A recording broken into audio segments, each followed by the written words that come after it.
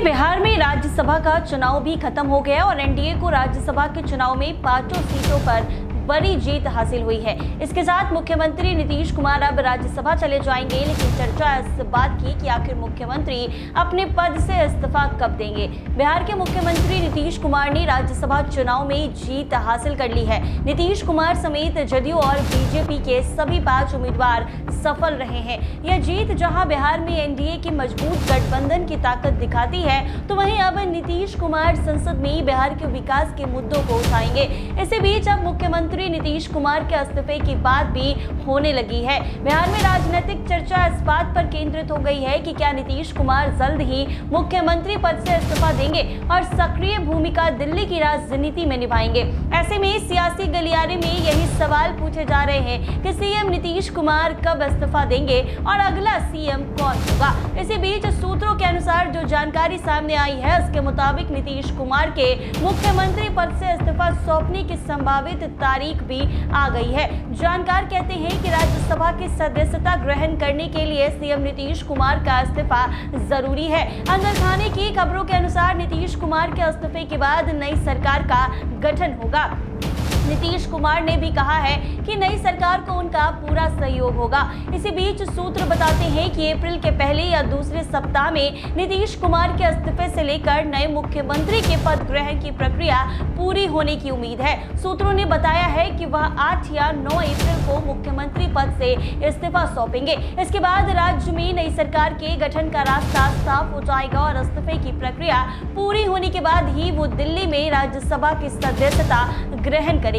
कहा जा रहा है कि अगर नीतीश कुमार इस्तीफा देते हैं तो उसके बाद नई सरकार के गठन की प्रक्रिया शुरू होगी। माना जा रहा है कि यह बदलाव पूरी तरह योजनाबद्ध तरीके से होगा ताकि सत्ता परिवर्तन सहज तरीके से हो सके। आपको बता दें कि एनडीए के भीतर पहले से ही उसको लेकर बातचीत चल रही है और राज्यसभा चुनाव में मिली सफलता के बाद गठबंधन का आत्मविश्वास भी बढ़ गया है। नीतीश कुमार के संभावित इस्तीफे के साथ ही बिहार में नए मुख्यमंत्री को लेकर चर्चाएं तेज हो गई है। बीजेपी की ओर से सम्राट चौधरी, नित्यानंद राय और विजय कुमार सिन्हा के नाम प्रमुख रूप से सामने आ रहे हैं। हालांकि अंतिम फैसला गठबंधन स्तर पर होगा और इसमें नीतीश कुमार की भूमिका भी अहम मानी जा रही है। इसी बीच सबसे ज्यादा चर्चा जिस बात की हो रही है वो है कि निशांत कुमार की राजनीति में एंट्री। हाल ही में उन्होंने जदयू की सदस्यता ली है, जिसके बाद से उनके भविष्य को लेकर कयास तेज हो गए हैं। पार्टी के अंदर उन्हें युवा चेहरे के रूप में देखा जा रहा।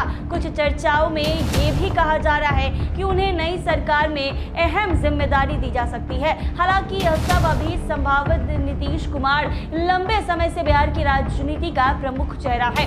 अब राज्यसभा के जरिए वो राष्ट्रीय राजनीति में सक्रिय भूमिका निभा सकते हैं। उन्होंने खुद कहा है कि वो बिहार के विकास के लिए आगे भी काम करते रहेंगे और नई सरकार को मार्गदर्शन देंगे। ऐसे में ये बदलाव भूमिका का होगा, प्रभाव का नहीं। गठबंधन की रणनीति और विभागों का बंटवारा। नई सरकार के गठन के साथ ही विभागों के बंटवारों को लेकर भी चर्चा शुरू हो गई है। माना जा रहा है कि बीजेपी अहम विभाग अपने पास रख सकती है, जबकि जदयू विकास और सामाजिक योजनाओं पर फोकस करेगा। गृह मंत्रालय जैसे विभाग को लेकर भी राजनीतिक समीकरण महत्वपूर्ण होंगे। बिहार की राजनीति में नया अध्याय। अगर अप्रैल में सत्ता परिवर्तन होता है तो ये बिहार की राजनीति में एक नए अध्याय की शुरुआत होगी।